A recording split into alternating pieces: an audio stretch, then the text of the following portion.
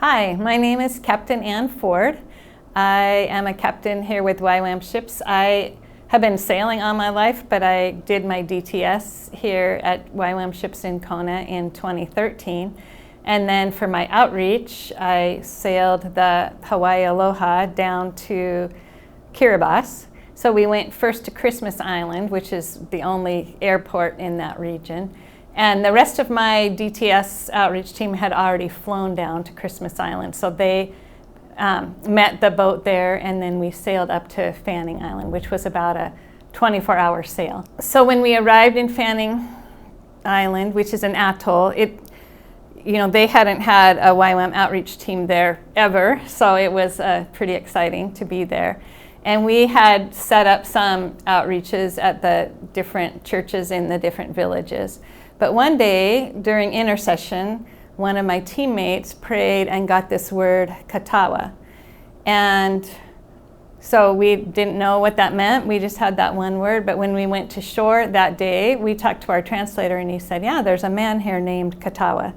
And so after we had done the outreach at the church that day, which we had gone to by truck, they drove us back toward the pier where we took the dinghy back out to the boat, and just dropped us off near where his house was.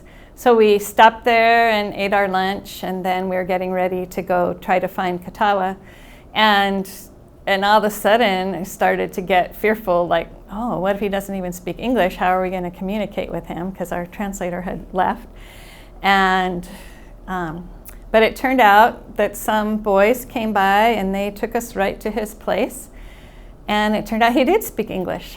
So we found Katawa in this hut, basically. It was just like a cement slab with a one wall and a thatch roof over it. And that was it, just very simple where he lived.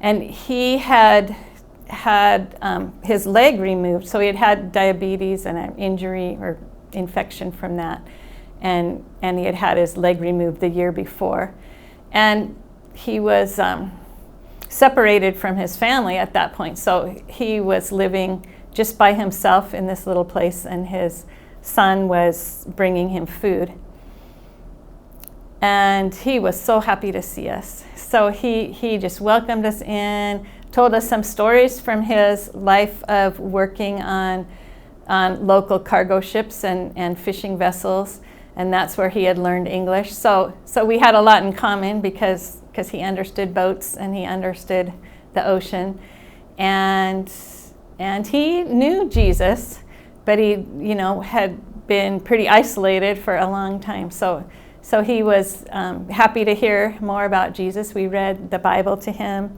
sang him some worship songs, and then we prayed for him. And so we prayed for just continued health, and we prayed that he would get restored back to his family. So we left him that day. He seemed really encouraged.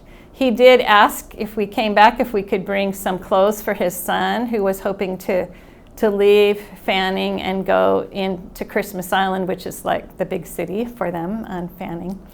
And so he needed long pants and he needed a shirt.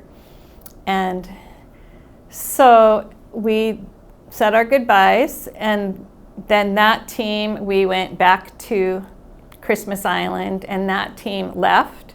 And then another outreach team flew into Christmas Island, and we went back to Fanning. And I was able to find Katawa again, but it wasn't so easy to find him because he had moved back with his family. So when I went to look for him where he had been, he wasn't there. And it took a while of somebody saying, no, he's over here, or no, he's over there. And so we're walking back and forth and trying to find him. And then finally we found his son, who led us right to where he was.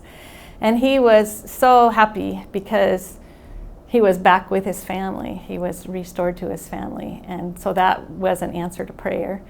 And then he was also happy to receive some clothes for his son and some books.